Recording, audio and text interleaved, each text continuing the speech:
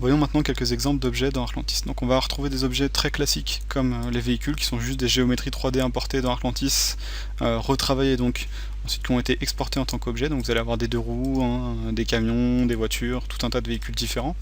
Vous voyez que quand je prends ces deux objets là, j'ai bien des petites icônes ici qui m'indiquent qu'en fait ce sont des objets en fait classiques.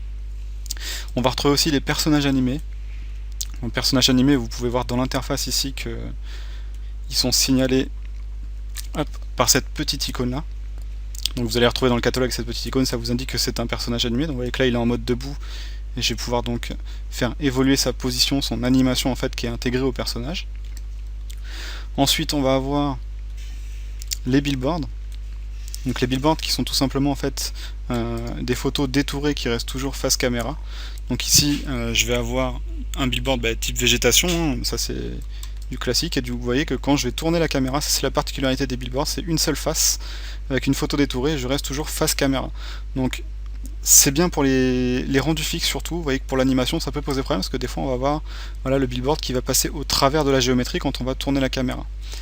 Donc à utiliser dans certains cas bien précis. Le gros avantage de ça, des billboards, c'est qu'au niveau représentation, on a quelque chose de très réaliste, comme c'est une photo qui est détourée et positionnée dans le projet.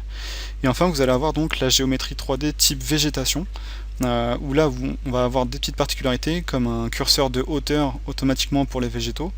Vous allez avoir aussi un curseur de transparence pour mettre de la transparence si jamais vous voulez mettre des arbres devant votre projet.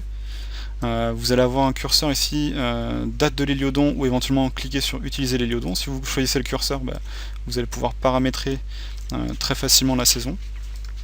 Et enfin vous allez voir que ces végétaux là, quand on va les prendre à plusieurs, on va bien avoir une icône ici qui va nous indiquer que ce sont des végétaux qui ont été sélectionnés. Donc c'est vraiment un type d'objet à part avec un type de radiosité à part pour le calcul final. Voilà pour les types d'objets dans Arclantis.